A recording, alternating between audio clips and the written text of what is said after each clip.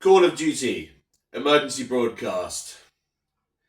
Dear all, many of us feel the call of duty to a profession, a community, a nation, or to the protection of people's lives, for instance. I felt it knee-high to a grasshopper as a Cub Scout, and it developed further throughout my life.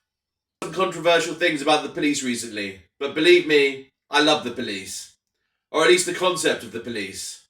Many of them hold dear the kind of ideals that I mentioned earlier, certainly when joining, or that was their original intention when thinking they might like to be one as youngsters. Even young Prince George considered it as a career option before starting primary school. I have labelled this as an emergency broadcast because it has come to my attention that police policy, that if you report criminal offences by a serving policeman, such as violence, abuse or corruption, these reports are sent directly to the police force of the officer in question to be investigated. What if the corruption were widespread or information were mishandled? Answer: whistleblowers' lives are at risk, i.e., there is an endangerment to life. The correct and safe way to report misgivings about the police is to contact the IPC. The correct and safe way to report misgivings about the police is to contact the IPC, the Independent Police Complaints Commission, which you can find online or phone on 0300 020 0096. Without a high-quality police force, everyone is in danger. Crime increases and goes unpunished, encouraging others to do the same, while others take matters into their own hands, while others still have nowhere to turn, many of which become repeat victims, like with the heavily publicised paedophile gangs that sometimes are allowed to operate for far too long, despite services being made aware of them and their activity.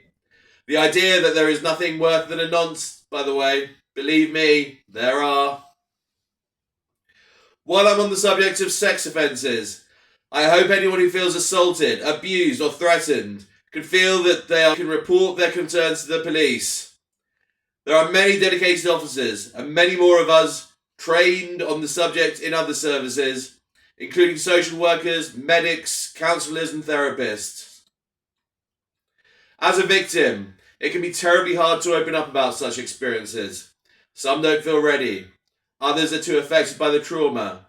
But such things can lead to mental health problems, hopelessness, helplessness, loneliness, depression, anxiety, despair, with all of the potential impact on daily living and quality of life. You can refer back to my previous work on the least harm principle and all that follows. Yvette Cooper, old friend, if you, me and Keir Starmer want to sit down and sort this out once and for all, you may struggle to find anyone better.